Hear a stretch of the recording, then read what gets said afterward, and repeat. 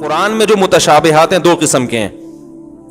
ایک متشابہ المعنی کہ جس کا حقیقی معنی ہی معلوم نہیں ہے, جیسے الف لام میم نون کاف ہا یا عین صاد, ان کا حقیقی معنی ہی معلوم نہیں ہے کہ کیا, اس میں ہم کہتے ہیں اللہ اعلم بمرادی. ایک متشابہ وہ ہیں جن کے حقیقی معنی تو معلوم ہے مگر اس کی کیفیت ہمیں معلوم نہیں ہے. الرحمن علی العرش استوى, رحمان عرش پر مستوی ہو گیا. مستوی ہونا کہتے ہیں کہیں جگہ جا کے قرار حاصل کرنا, بیٹھ جانا. اللہ عرش پر بیٹھ گیا جا کے, ظاہری ترجمہ تو اس کا یہ ہوگا.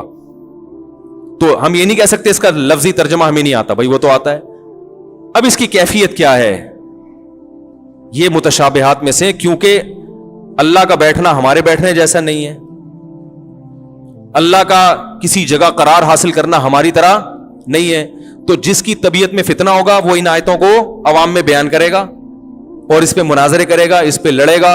اور جو قرآن کہہ رہا ہے والراسخون فی العلم, جو علم میں مضبوط لوگ ہیں, گہرے ہیں, وہ کیا کہتے ہیں کل من عند ربنا, سب اللہ کی طرف سے ہے, ہم سب پر ایمان لائے.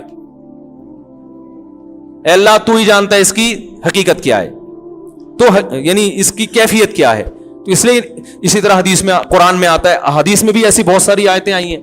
حدیث میں آتا ہے رات کے آخری حصے میں اللہ آسمان دنیا پہ آ جاتے ہیں اور کہتے ہیں حل میں مستغفر اغفر لہ, کوئی ہے گناہوں سے معافی مانگنے والا, میں اس کے گناہوں کو معاف کروں. اب جو عقل مند ہے وہ کہتے ہیں بھائی اللہ آتا ہے جیسے آتا ہے, ہمیں کیا پتا. وہ اس موقع سے فائدہ اٹھاتا ہے, کہتے ہیں اس کا جو روح ہے نا اس حدیث کی, وہ یہ کہ رات کے آخری حصے میں دعائیں زیادہ قبول ہوتی ہیں. وہ رات کے آخری حصے میں اٹھے گا, گڑ گڑائے گا, اللہ سے کاروبار مانگے گا, رزق مانگے گا. اور جو فتنہ پرست ہے وہ کہے گا اللہ جب یہاں آتا ہے رات کے آخری حصے میں تو امریکہ میں تو دن ہو رہا ہوتا ہے, تو وہاں اللہ وہیں اوپر ہی ہوتا ہے, پاکستان میں نیچے آ جاتا ہے. یہ تو عجیب سی بات ہو گئی, تو ساڑی عقل نہیں آ رہی. پھر ویسے کتابیں لکھے گا اس کا یہ مطلب ہے, اس کا یہ مطلب ہے, اپنی بھی صلاحیتیں برباد کرے گا, قوم کی بھی مل جائے گا آپ کو یوٹیوب پہ, آپ دیکھو اس پہ مناظرے مل جائیں گے آپ کو.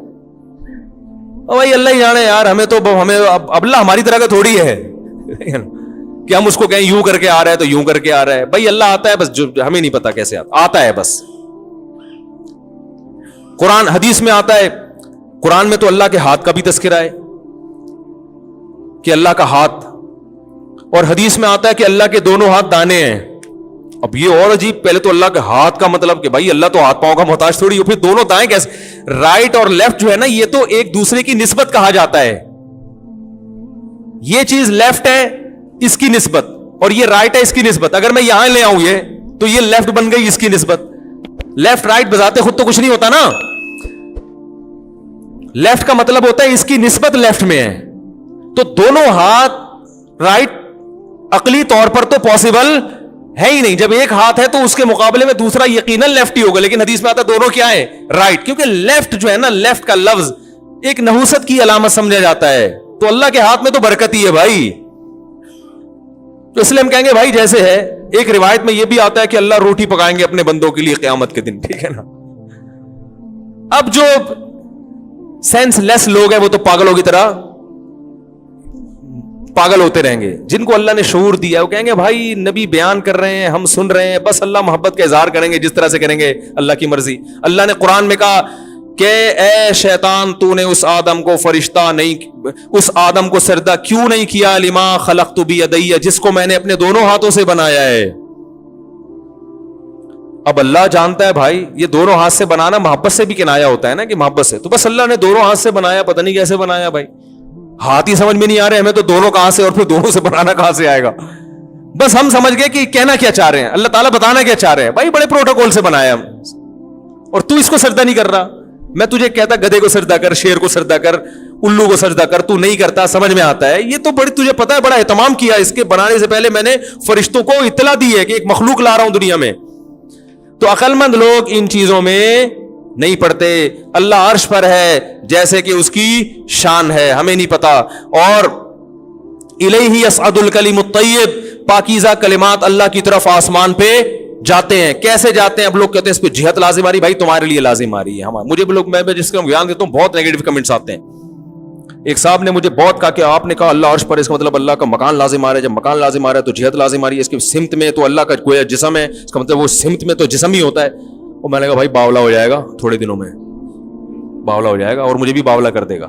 میں نے کہا حدیث میں آتا ہے ایک باندی رسول اللہ صلی اللہ علیہ وسلم کے پاس آئی, آپ صلی اللہ علیہ وسلم نے اس سے پوچھا این اللہ, اللہ کہاں ہے؟ اس نے انگلی اٹھا کے آسمان کی طرف اشارہ کیا, فی السما, آسمان میں.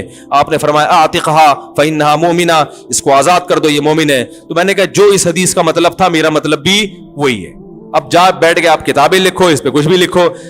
نبی نے اس عورت کو نہیں فرمایا کہ تمہارا یہ تو جہت لازم آ رہی, تو مکان لازم آ رہا ہے, تو فلانا لازم ہے, ڈمکانا لازم آ رہا ہے. آپ بیٹھ کے اس کی تعویلیں کرتے رہو, مجھے کوئی اعتراض نہیں ہے. میں نے کہا میں اسی کو لے رہا ہوں بھائی, ظاہری الفاظ تو یہی ہیں. اوپر کہنے میں جیسے ان باندی نے کہہ دیا کہ اللہ اوپر ہے, تو ہم بھی کیا کہیں گے بھائی اللہ آسمان پہ. اب کوئی ہم سے پوچھے یہ تو جہت لازم آ رہی ہے, بھائی تم ہم میں نہیں پتا کیا لازم آ رہا ہے, متشابہات میں سے, ٹھیک ہے نا. ہمیں جس طرح اللہ نے بتا دیا ہم اس پر ایمان لائیں گے. کوئی اعتراض کرے گا ہم بولیں گے بھائی یہ اعتراض جب ہوتا کہ جب اللہ کو ہم اپنے اوپر قیاس کریں. میں کو ستار بھائی اوپر ہیں, پھر آپ کو وہ تو یہ بیٹھے ہوئے ہیں, اوپر کہاں سے ہو گئے؟ میں کہوں بھائی باقی ستار بھائی تو دو جگہ تو ایک ٹائم پہ ہو نہیں سکتے. کیا خیال ہے؟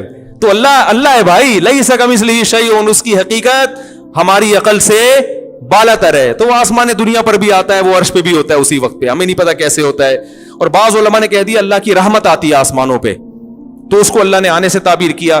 وہ بھی بہت سے علماء کا مذہب ہے کہ اس میں تعویل کی جائے گی, لیکن ایسی تعویل جو قرآن و حدیث سے میچ کر رہی ہو. ہم اس مذہب کو بھی درست مانتے ہیں, لیکن ہم کہتے ہیں کہ تعویل کی ضرورت نہیں ہے, کہ جب ایک لفظ ظاہر ہے تو اس کو ظاہر پر ہی چھوڑ دیا جائے, ٹھیک ہے نا. تو متشابہ کے دو ہو گئے, ایک متشابہ المعنی کہ جس کے مطلب ہی معلوم نہیں ہے, اور ایک متشابہ الکیف, حقیقی مطلب تو معلوم ہے, کیفیت معلوم نہیں ہے. ہاتھ ہے, حدیث میں آتا ہے اللہ اپنی پنڈلی کو ظاہر کریں گے, لوگ سردے میں گر جائیں گے. اور حدیث میں آتا ہے والسماوات مطویات بیمینی والارض جمیعا قبضۃ, قیامت میں ایک مٹھی میں زمین ہوگی اور سارے آسمان اللہ کے دائیں ہاتھ میں لپٹے ہوئے ہوں گے, ٹھیک ہے نا. تو بس جو اللہ کا مطلب ہے. باقی قرآن کی جو آیتیں الحمد سے لے کے والناس تک, اس میں قرآن کہہ رہا ہے لیس کمثلہ شیء, اللہ جیسا کوئی بھی نہیں ہے, تم اس کی ادراک نہیں کر سکتے. اس کو ہم صفات سے پہچانتے ہیں, صفات اللہ نے جگہ جگہ بیان کی. لا الہ الا ہو, کوئی عبادت کے لائق نہیں اس کے سوا. الحی, زندہ ہے. القیوم, ہر چیز کو تھامنے والا ہے. لا تأخذہ سنۃ, اسے نہ کبھی اونگ آتی ہے, ولا نوم, نہ کبھی نیند آتی ہے. لہ ما فی السماوات و ما فی الارض, جو کچھ آسمانوں میں زمین میں سب اسی کا ہے. ولا یؤودہ حفظہما, کروڑوں اربوں سالوں سے حفاظت کرتا رہے گا, ان کی حفاظت اس کو ذرا بھی تھکاتی نہیں ہے. ولا یحیطون بشیء من علمہ الا بما شاء, تمہارے پاس جو علم ہے اللہ کے مقابلے میں بہت تھوڑا ہے, اور وہ بھی اتنا جتنا اللہ نے چاہا. جو نہیں چاہا وہ تو بھٹکتے رہو گے, نہیں حاصل ہوگا پھر بھی. بشیء من علمہ, یہاں بھی شیء میں تنوین تقلیل کے لیے, کچھ بھی نہیں ہے, ککھ بھی نہیں ہے تمہارے پاس جو تم کہتے ہو نا یہ اتنی نالج.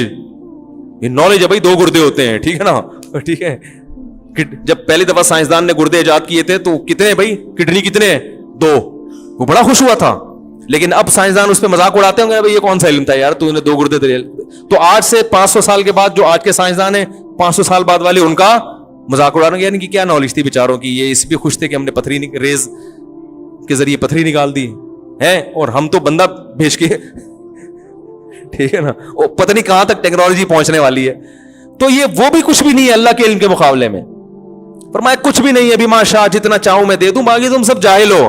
ولا یحیطون بشیء من علمہ الا بما شاء وسع کرسیہ السماوات والارض. اب یہ کرسی کا لفظ پھر آ گیا, اس کی جو کرسی ہے وہ آسمانوں اور زمینوں کو گھیرے ہوئے. اب کرسی تو بادشاہوں کی ہوتی ہے. اب کوئی پاگل بولے گا یار اللہ کی کرسی کا مطلب اللہ بیٹھتا بھی ہوگا اس پہ, جب بیٹھتا ہوگا تو پھر مکان لازم آ رہا ہے, پھر جسم, پھر اس کے 4 پائے, اللہ کا وزن معاذ اللہ کیسے اٹھا رہے ہیں, پھر وہ کرسی گول کیسے.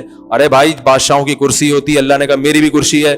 بادشاہ کی کرسی چھوٹی ہوتی ہے, اللہ کی کرسی اللہ کے حساب سے پورے آسمان زمین کو گھیرا ہوا ہے. بس کافی ہے اتنا نالج کے لیے, ٹھیک ہے نا, اس سے زیادہ آگے جانے کی چندہ ضرورت نہیں ہے.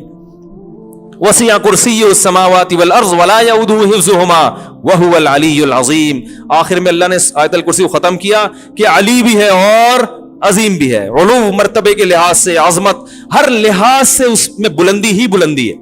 تو ان صفات میں آیتیں محکم ہیں, اس میں کوئی اشتباہ نہیں رکھا اللہ نے.